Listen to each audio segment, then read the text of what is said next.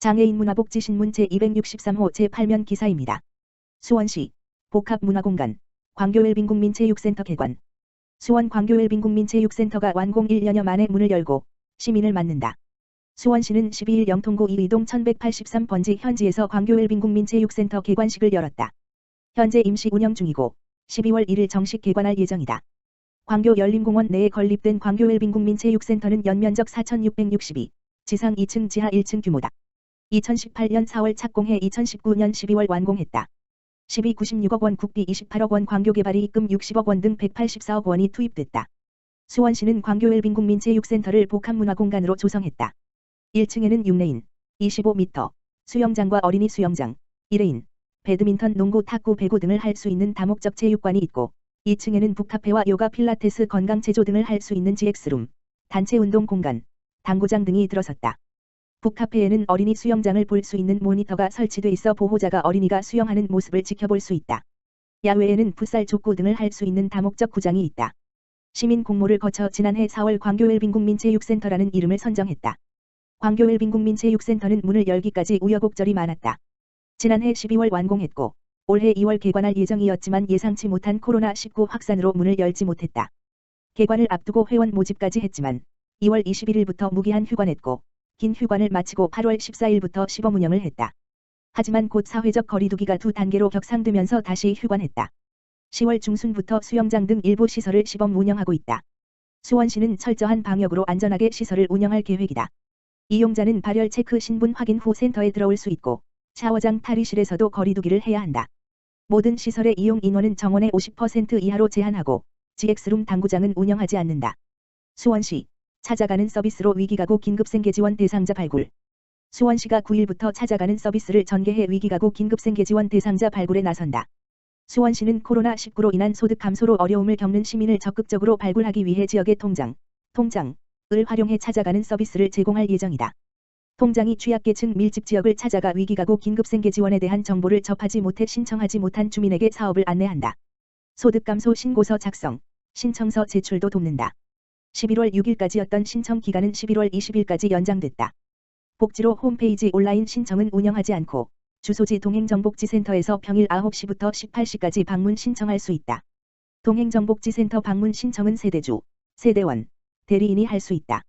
위기가구 긴급생계지원금 지원 대상은 가구원 전체 소득이 기준 중위소득 75% 이하, 재산 3억 5천만 원 이하이면서 코로나19로 인한 실직 휴폐업 등으로 가구 소득이 감소한 저소득 위기가구다. 지원 금액은 1인 가구 40만 원, 2인 가구 60만 원, 3인 가구 80만 원, 4인 이상 가구 100만 원이다. 심사 후 12월 중 지급할 예정이다. 수원시 긴급재난지원금 TF 추진단 관계자는 찾아가는 서비스로 코로나19로 인해 어려움을 겪는 시민을 적극적으로 발굴할 것이라며 더 많은 시민이 신속하게 지원받을 수 있도록 최선을 다하겠다고 말했다. 수원시 제3차 아동 진화도 조사. 수원시 아동들의 놀이와 여가, 주거 환경에 대한 긍정적인 인식이 증가하고 있는 것으로 나타났다. 수원시와 수원시정연구원은 지난 3월부터 10월까지 수원 지역 초, 중, 고등학생 및 학교 밖 아동, 부모, 아동 관련 기관 관계자 등 1,500명을 대상으로 수원시 아동 진화도 조사를 실시했다. 유니세프로부터 아동 진화도시로 인증을 받은 수원시는 정기적인 아동 실태 보고와 지속 가능한 아동 진화도시 조성을 위해 2년마다 아동 진화도를 조사하고 있다. 2021년 재인증을 앞두고 진행된 이번 세 차 아동 진화도는 이영한 책임연구원이 놀이와 여가 참여와 시민의식 안전과 보호 보건과 사회서비스 교육환경 주거환경 등 수원시 아동의 생활 실태를 파악하기 위한 6대 핵심 영역과 수원시 특성 인권 일반 및 차별 경험에 대한 인식을 확인했다. 조사 결과 지역사회의 아동이 놀 수 있는 안전한 장소가 집 바로 근처에 있다는 질문에 대해 초등학생의 87.2%, 중학생의 83.1%, 고등학생의 77.1%가 매우 그렇다고 긍정적으로 응답하는 등 놀이와 여가 영역은 긍정적인 인식이 매우 높아진 것으로 파악됐다.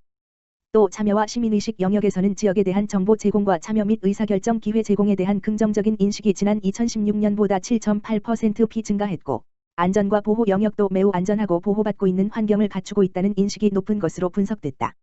보건과 사회서비스 영역에서는 빈곤층 가족을 대상으로 한 물적 지원 관련 항목이 74.3%에 달하는 긍정적인 답변을 얻었고 주거 환경 영역의 경우 물과 화장실, 안전성, 공간 확보 등 대부분의 문항이 이전보다 높아진 응답 결과를 보였다. 수원시 특성 영역은 수원시에서 시행하는 물질적 지원과 정서적 지원에 대해서도 대체적으로 인지도가 높았고 아동이 학교에서 고민을 이야기할 수 있는 전문가에 대한 인식이 12.9% 증가해 큰 긍정적 변화를 가져왔다는 분석이다. 특히 수원시는 이번 조사에서 인권과 차별에 대한 주제를 추가 조사해 다양한 요인으로 발생할 수 있는 차별의 횟수와 경험 등을 파악하고 이에 대한 인식을 확인할 수 있었다. 수원시는 이번 아동친화도 조사 결과를 11월 중 홈페이지에 공개하고 오는 12월 원탁토론회를 개최해 아동친화도시에 대한 시민들의 의견을 수렴할 예정이다. 또 내년도 아동친화도시 재인증에 활용하는 한편 제2차 수원시 아동친화도시 조성 중장기 계획 2022 물결표 사인 2025 수립에도 반영할 방침이다. 수원시 관계자는 수원시의 아동친화도를 파악하고 아동에 대한 문제를 해결할 수 있는 다양한 방안을 마련해 시민들이 체감할 수 있는 아동친화 정책을 펴나가겠다고 말했다. 시흥시 슬기로운 시흥복지생활 제작 개시. 시흥시 시장 임병택 나에게 딱 맞는 복지 정책 정보를 쉽게 찾아볼 수 있는 온라인 복지 종합 안내서 슬기로운 시흥복지생활을 제작했다. 용어마저도 낯선 다양하고 복잡한 복지제도들과 넘쳐나는 정보들 속에서 원하는 복지 정책을 찾아 지원받는 과정은 개인에게는 때로 막막하게 느껴지기도 한다.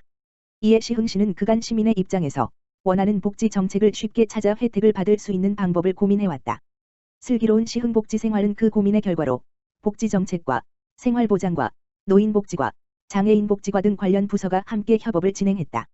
실무부서는 수차례 아이디어 회의를 거쳐 각 분야에 맞는 복지 사업을 선별하고 홍보 담당관에서는 스토리텔링 기법으로 카드뉴스를 제작을 도왔다. 안내서는 영유아 아동 청소년 청년 어르신 장애인 외국인 다문화 저소득층 보훈, 특별편, 총 8개 분야로 69개 필수 사업으로 구성했다. 복지제도가 궁금한 누구나 시흥시 홈페이지와 블로그, 페이스북, 인스타그램 등 온라인 및 모바일에서 쉽게 확인할 수 있다. 향후 신규, 변경 사항은 즉시 업데이트해 시민에게 언제나 새롭고 정확한 복지 정보를 제공할 계획이다. 홍사옥 복지정책과장은 이번 온라인 안내서를 통해 시민의 복지 접근성과 정보력이 더욱 강화되기를 기대한다면서 모든 시민들에게 유익하게 활용되기를 기대한다고 말했다. 시흥시 복지 종합안내서 슬기로운 시흥복지생활은 11월 9일부터 시 공식 홈페이지나 블로그 https://blog.naver.com/사이형블라그/2213969760 페이스북, 인스타그램 등에서 만나볼 수 있다. 시흥시 곰솔누리숲 무장애 나눔길 조성, 교통약자층의 접근성 안전성 증대. 시흥시 시장 임병택는 곰솔누리숲의 장애인 노약자 등을 위한 무장애 나눔길 조성을 완료했다. 시는 한국산림복지진흥원에서 주퇴한 2020년도 녹색자금 공모사업을 통해 녹색자금 3억 6천만 원을 지원받았고 여기에 12억 4천만 원을 더해 총 6억을 들여 해당 사업을 추진했다. 곰솔누리숲 무장애 나눔길은 교통약자의 접근성 및 안전성 증대를 목표로 한다. 사업 구간 최대 경사를 8% 이하로 하고 점자블럭, 안전손잡이를 설치해 안정성을 확보했다. 이후에는 미끄럼 방지를 위한 논슬립 패드와 야간 이용객의 안전을 위한 레드 경관 조명을 추가로 설치할 예정이다. 공사 구간은 총 450m로다. 주거지 인근 진입로 3개소의 데크로드를 설치해 총 4km의 곰솔누리숲 산책로와 연결해 누구나 즐길 수 있는 숲길을 조성했다. 백종만 녹지과장은 이번 사업으로 녹지 공간을 시민 모두가 누릴 수 있게 돼 기쁘고 앞으로도 모두가 이용할 수 있는 풍부한 녹색 공간 확보에 힘쓰겠다고 말했다. 시흥시 신천동 지역사회보장협의체 나눔자리문화공동체 행복한 사랑의 겨울김장 나눔사업. 신천동 지역사회보장협의체 민간위원장 정미순 공공위원장 김병철과 나눔자리문화공동체 대표 이상기는 지난 11월 11일 시흥시 실내체육관 지하주차장에서 행복한 사랑의 겨울김장 나눔 사업을 진행했다. 이날 행사는 코로나19 예방을 위해 체온 측정, 마스크 착용 등 방역활동 준칙을 준수해 진행됐다. 신천동 지역사회보장협의체, 나눔자리문화공동체, 신천파출소, 빛과 소금 등 다양한 민관 단체들의 소중한 손길이 모였다. 행복한 사랑의 겨울김장 나눔 사업을 통해 만든 김치는 기초생활수급 가구, 독거중장년 장애인 가구 등 280여 가구에 전달했다. 이번 겨울김장을 시작으로 연말연시 다양한 후원 물품을 지역 내 소외계층을 위해 전달할 예정이다. 정미순 신천동 지역사회보장협의체 민간위원장과 이상기 나눔자리문화공동체 회장은 좀처럼 사그라지지 않는 코로나19로 인해 많은 분들과 함께 행사를 진행하지 못한 것이 매우 아쉽다. 하지만 그 와중에도 따뜻한 손길이 모여 지역 내 소외계층에게 맛있는 김장김치를 나누어 줄 수 있게 되어 다행이다라고 소감을 밝혔다.